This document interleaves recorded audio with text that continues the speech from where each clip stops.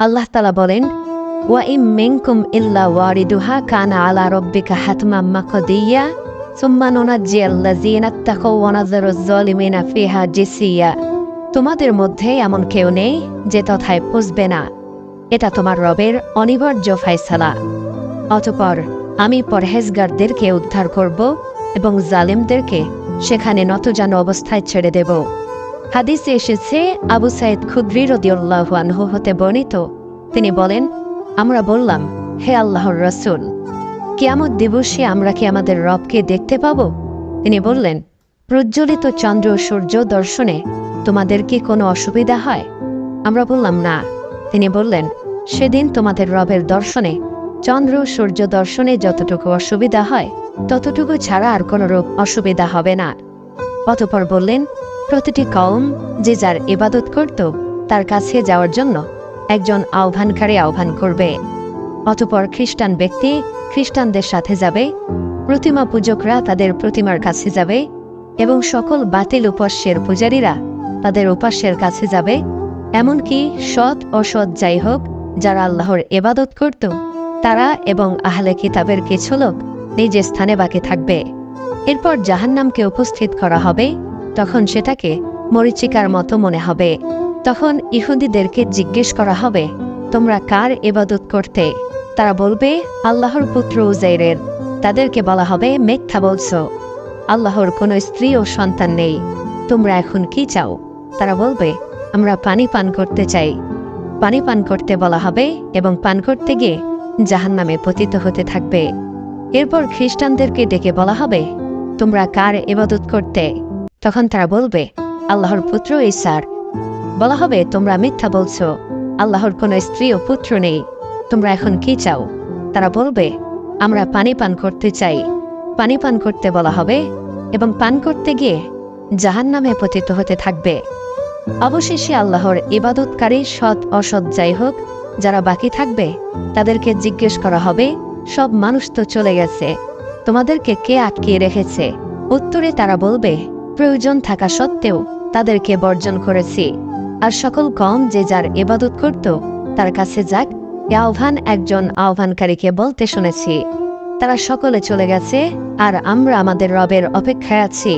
রাসূল সাল্লাল্লাহু আলাইহি ওয়াসাল্লাম বলেন, এরপর আল্লাহ তাদের নিকট ওই বেশে আসবেন যে বেশে তাকে তারা এর পূর্বে দেখেনি। আল্লাহ এসে বলবেন, আমি তোমাদের প্রতিপালক। তারা বলবে, আপনি আমাদের রব। বুখারীর অন্য বর্ণনায় এসেছে, এটি আমাদের স্থল, এখানে আমরা আমাদের প্রতিপালক আসা পর্যন্ত অবস্থান করব। আমাদের প্রতিপালকের যখন আগমন ঘটবে তখন আমরা তাকে চিনে নেব। আল্লাহ তাদের নিকট ওই বেশে আসবেন যাতে তারা চিনতে সক্ষম হয়। নবীগণ ব্যতীত কেউ আল্লাহর সাথে কথা বলবেন না। আল্লাহ এসে জিজ্ঞেস করবেন, তোমাদের কাছে এমন কোনো নিদর্শন আছে কি যা দ্বারা আল্লাহকে চিনতে পারবে? তারা বলবে, হ্যাঁ, পিত্তলি। অতঃপর আল্লাহ তাআলা নিজ পিত্তলি উন্মুক্ত করবেন এবং সকল মুমিন ব্যক্তিরা সিজদায় পড়ে যাবে। বাকি থাকবে রিয়াকারীরা। এরাও পরে সিজদা করতে যাবে, কিন্তু তাদের পেট কাঠের মতো শক্ত হয়ে যাবে, সিজদা করতে সক্ষম হবে না। এরপর পুলসিরাতকে জাহান্নামের মাঝখানে রাখা হবে। সাহাবায়ে কেরাম বলেন, আমরা জিজ্ঞেস করলাম, হে আল্লাহর রাসূল, পুলসিরাত কে? রাসূল সাল্লাল্লাহু আলাইহি ওয়াসাল্লাম বললেন, সেটি পিচ্ছিল বস্তু, মাছ ধরা বড় বড়শির ন্যায় অগ্রভাগ বাঁকা করা লম্বা লোহা খাড়া করা আছে। মুমিনগণ পুলসিরাতের উপর দিয়ে চোখের পলক, বিদ্যুৎ, হাওয়া, দ্রুতগামী ঘোড়া এবং যানবাহনের গাড়ির ন্যায় পেরিয়ে যাবে। সুতরাং কেউ নিখুঁতভাবে আরামের সাথে পুলসিরাত অতিক্রম করে মুক্তি পাবে, আবার কেউ পুলসিরাতে আটকা পড়ে জাহান্নামে পতিত হবে। এভাবে সর্বশেষ ব্যক্তি কোনোরকম টেনে টুনে পুলসিরাত অতিক্রম করবে।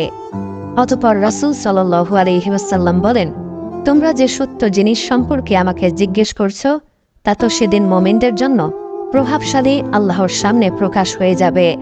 পুলসিরাত অতিক্রমকারীরা যখন দেখবে যে তারা পুলসিরাত থেকে পরিত্রাণ পেয়ে গেছে, তারা বলবে, হে আমাদের প্রতিপালক, এরা আমাদের ভাই, আমাদের সাথে সালাত আদায় করত, সিয়াম পালন করত এবং আমল করত।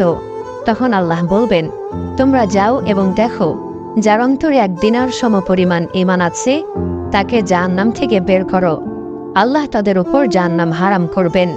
তারা তাদের কাছে এসে প্রত্যক্ষ করবে যে তাদের কারোর পা জাহান্নামের আগুনে ধসে গেছে, আবার কারো অর্ধেক পিণ্ডলি পর্যন্ত আগুনে ঢুকে গেছে। যাদেরকে তারা চিনবে তাদেরকে জাহান্নাম থেকে বের করে আল্লাহর নিকট ফিরে আসবে। অতঃপর আল্লাহ বলবেন, তোমরা যাও এবং দেখো যার অন্তরে অনুপরিমাণ ঈমান আছে তাকে জাহান্নাম থেকে বের করো। অতঃপর তারা যাকে চিনবে তাকে জাহান্নাম থেকে বের করবে।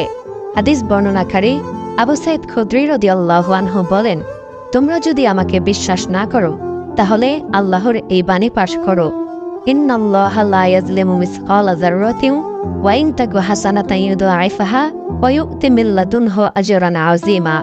নিশ্চয়ই আল্লাহ অনুপরিমাণও জুলুম করেন না, আর যদি সেটি ভালো কাজ হয় তিনি তাকে দ্বিগুণ করে দেন এবং তার পক্ষ থেকে মহা প্রতিদান দান করেন। অতএব নবীগণ, ফেরেশতাগণ এবং মুমিনগণ সুপারিশ করবেন।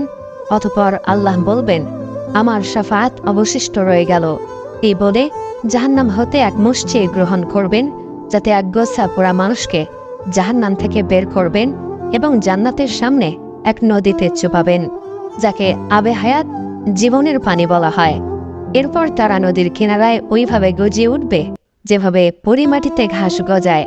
কোনো পাথরের গায়ে গজিয়ে ওঠা লতা পাতা তোমরা দেখে থাকবে যে যেদিকে সূর্যের কিরণ পায় সেদিকটি সবুজ হয়, আর যেদিকে আলো পায় না সেদিকটি সাদাটে হয়। তাই যারা জাহান্নাম থেকে বের হবে তাদের চেহারা হবে মতির ন্যায় উজ্জ্বল, তাদের গলায় অলংকার রিং ঝুলিয়ে দেওয়া হবে এবং জান্নাতে প্রবেশ করবে। তাদেরকে দেখে জান্নাতেরা বলবে, এরা রহমানের ক্ষমাপ্রাপ্ত লোক, যাদেরকে আল্লাহ বিনা আমলে ও সৎকর্ম ছাড়া জান্নাতে প্রবেশ করিয়েছেন। অতঃপর তাদেরকে বলা হবে, তোমরা জান্নাতে যা দেখেছ তা এবং তার সাথে অনুরূপ আরো ভোগ্য সামগ্রী তোমাদের জন্য। অন্য হাদিসে এসেছে, আবু হুরায়রা রাদিয়াল্লাহু আনহু হতে বর্ণিত, তিনি বলেন, কতিপয় মানুষ জিজ্ঞেস করল, হে আল্লাহর রাসূল সাল্লাল্লাহু আলাইহি ওয়াসাল্লাম, কিয়ামতের দিন আমরা কি আমাদের প্রতিপালককে দেখব? রাসূল সাল্লাল্লাহু আলাইহি ওয়াসাল্লাম বললেন, মেঘবিহীন স্বচ্ছ আকাশে সূর্য দর্শনে তোমাদের কি কোনো অসুবিধা হয়? তারা বলল, না হে আল্লাহর রাসূল সাল্লাল্লাহু আলাইহি ওয়াসাল্লাম। তিনি পুনরায় জিজ্ঞেস করলেন, মেঘবিহীন আকাশে পূর্ণিমা রাতে চন্দ্র দেখতে তোমাদের কোনো অসুবিধা হয় কি? তারা বলল, না হে আল্লাহর রাসূল সাল্লাল্লাহু আলাইহি ওয়াসাল্লাম। অতঃপর রাসূলুল্লাহ সাল্লাল্লাহু আলাইহি ওয়াসাল্লাম বললেন, তোমরা কিয়ামতের দিন আল্লাহকে ওইরূপ দেখবে। সেদিন আল্লাহ মানুষকে একত্রিত করে বলবেন, দুনিয়াতে যে যার ইবাদত করতে সে তার পেছন ধরো। সুতরাং সূর্য পূজক সূর্যের, চন্দ্র পূজক চন্দ্রের এবং গায়রুল্লাহর ইবাদতকারী গায়রুল্লাহর পেছন ধরবে। বাকি থাকবে এই উম্মত যার মধ্যে মুনাফিকও থাকবে। অতঃপর আল্লাহ তাদের কাছে এসে বলবেন, আমি তোমাদের রব। তখন তারা বলবে, আমরা এই স্থানেই থাকলাম। আমাদের প্রতিপালক যখন আমাদের নিকট আসবেন তখন আমরা তাকে চিনে নেব। এরপর আল্লাহ তাদের কাছে ওই বেশে আসবেন যে বেশে তারা তাকে চিনবে। এসে বলবেন, আমি তোমাদের প্রতিপালক। তখন তারা বলবে, আপনি আমাদের প্রতিপালক। এই বলে তারা আল্লাহর পেছন ধরবে। অতঃপর জাহান্নামের উপর পুলসিরাত রাখা হবে। রাসূল সাল্লাল্লাহু আলাইহি ওয়াসাল্লাম বলেন, সর্বপ্রথম আমাকে অতিক্রম করার অনুমতি দেওয়া হবে। সেদিন সকল নরনারী দোয়া করবে, আল্লাহুম্মা সাল্লিম সাল্লিম, হে আল্লাহ নিরাপদে পুলসিরাত অতিক্রম করার তৌফিক দাও। কেননা পুলসিরাতে সাদানের কাঁটার মতো মাথা বাঁকানো লোহা বা বর্ষি আছে। তোমরা কি সাদানের কাঁটা দেখনি? সাহাবায়ে কেরাম বললেন, দেখেছি হে আল্লাহর রাসূল সাল্লাল্লাহু আলাইহি ওয়াসাল্লাম। রাসূল সাল্লাল্লাহু আলাইহি ওয়াসাল্লাম বললেন, সেটি সাদানের কাঁটার মতো হলেও তা কত বিশাল তা আল্লাহ ছাড়া কেউ জানে না। মানুষের আমল অনুযায়ী পুলসিরাতের কাঁটা তাদেরকে গেঁথে নেবে। কেউ একেবারে ধ্বংস হয়ে যাবে, আবার কেউ তার আমল অনুযায়ী টেনে হেঁচড়ে ক্ষত অবস্থায় পুলসিরাত অতিক্রম করবে এবং পরিত্রাণ পাবে। আল্লাহ তাআলা যখন বান্দাদের বিচার শেষ করবেন তখন যারা ইখলাসের সাথে তাওহীদের সাক্ষ্য প্রদান করেছে তাদেরকে জাহান্নাম থেকে বের করার ইচ্ছা পোষণ করবেন এবং তাদেরকে জাহান্নাম থেকে বের করার জন্য ফেরেশতাদেরকে নির্দেশ দেবেন। ফেরেশতা মণ্ডলী কপালে সিজদার ওই দাগ দেখে তাদেরকে চিনে নেবেন যে দাগকে আল্লাহ তাআলা জাহান্নামের উপর হারাম করেছেন। অতঃপর ফেরেশতা মণ্ডলী দায়িত্ব ব্যক্তিদের জাহান্নাম থেকে বের করবেন। তারপর তাদের উপর পানি ঢালা হবে, যাকে আবে হায়াত বলা হয়। মূলত তারা ওইভাবে গজিয়ে উঠবে যেভাবে পলিমাটিতে ঘাস গজিয়ে ওঠে। জাহান্নামের দিকে মুখ করা এক ব্যক্তি বলবে, হে আমার প্রতিপালক, জাহান্নামের দুর্গন্ধ আমাকে অতিষ্ঠ করে তুলছে এবং তার উত্তাপ আমাকে জ্বালিয়ে দিচ্ছে। জাহান্নামের দিক হতে আমার চেহারাকে ফিরিয়ে দিন। সর্বক্ষণ সে এভাবে আহ্বান করতে থাকবে। অতঃপর আল্লাহ তাআলা বলবেন, আমি যদি তা করি তাহলে তুমি অন্য কিছু চাইবে। সে বলবে, আপনার ইজ্জতের কসম, অন্য কিছু আপনার কাছে চাইব না। তার চেহারা জাহান্নামের দিক হতে ফিরিয়ে দেওয়া হবে। এরপর সে বলবে, হে আল্লাহ, আমাকে জান্নাতের গেটের নিকটবর্তী করুন। আল্লাহ বলবেন, আর কিছু না চাওয়ার প্রতিশ্রুতি তুমি দাওনি? হে আদম সন্তান, তোমার খারাপই হোক, তুমি কত বড় প্রতিশ্রুতি ভঙ্গকারী। তা সত্ত্বেও সে তার আহ্বান করতে থাকবে। তখন আল্লাহ বলবেন, আমি যদি তোমাকে তা দেই তাহলে তুমি আরো অন্য কিছু চাইবে। সে বলবে, আপনার ইজ্জতের কসম, আপনার কাছে আমি আর কিছু চাইব না। তখন আল্লাহ তাআলা তাকে জান্নাতের গেটের নিকটবর্তী করবেন। তেমত অবস্থায় সে জান্নাতের সবকিছু দর্শন করবে। তখন আল্লাহর ইচ্ছায় যতক্ষণ নীরব থাকবে। তারপর বলবে, হে আমার প্রতিপালক, আমাকে জান্নাতে প্রবেশ করিয়ে দিন। আল্লাহ বলবেন, আর কিছু না চাওয়ার প্রতিশ্রুতি তুমি দাওনি? হে আদম সন্তান, তোমার খারাপই হোক, তুমি কত বড় প্রতিশ্রুতি ভঙ্গকারী। সে বলবে, হে আমার প্রতিপালক, আপনি আমাকে আপনার নিকৃষ্ট সৃষ্টির অন্তর্ভুক্ত করেন না। আল্লাহর হাসা পর্যন্ত ওই কথা বলতেই থাকবে। আল্লাহ যখন হাসবেন তখন তাকে জান্নাতে প্রবেশ করার অনুমতি দান করবেন। যখন সে জান্নাতে প্রবেশ করবে তখন তাকে বলা হবে, অমুক জিনিস গ্রহণ করার ইচ্ছা পোষণ করো। সে তা করবে। পুনরায় বলা হবে, তুমি অমুক জিনিস গ্রহণ করার ইচ্ছা পোষণ করো। সে ইচ্ছা পোষণ করবে, এমনকি তার সকল আশা পূর্ণ হয়ে যাবে। অতঃপর আল্লাহ বলবেন, এ সকল ভোগ সামগ্রী, তার সাথে অনুরূপ আরো ভোগ সামগ্রী তোমার জন্য। জান্নাত ও জাহান্নামের মাঝখানে অবস্থিত কণ্টকাকীর্ণ অতীব সূক্ষ্ম সিরাত অতিক্রম করে যখন মানুষ জাহান্নামের আগুন থেকে মুক্তি লাভ করবে, ঠিক তখনই উপস্থিত হবে আরো এক সেতু, যাতে এক শ্রেণীর মানুষ আটকা পড়বে। হাদিসে এসেছে, আবু সাঈদ খুদরি রাদিয়াল্লাহু আনহু হতে বর্ণিত, তিনি বলেন, রাসূলুল্লাহ সাল্লাল্লাহু আলাইহি ওয়াসাল্লাম বলেছেন, মুমিনগণ যখন জাহান্নাম থেকে মুক্তি লাভ করবে ও সিরাত অতিক্রম করবে, তখন তারা জান্নাত ও জাহান্নামের মাঝখানে এক সেতুতে আটকা পড়বে। অতঃপর দুনিয়াতে পরস্পরের মধ্যে যে জুলুম অত্যাচার হয়েছিল তার প্রতিশোধ নেওয়া হবে। অবশেষে যখন তারা তাদের পাপ থেকে পবিত্র এবং পরিচ্ছন্ন হবে, তখন তাদেরকে জান্নাতে প্রবেশের অনুমতি দেওয়া হবে। ওই সত্তার কসম, যার হাতে মুহাম্মাদের প্রাণ।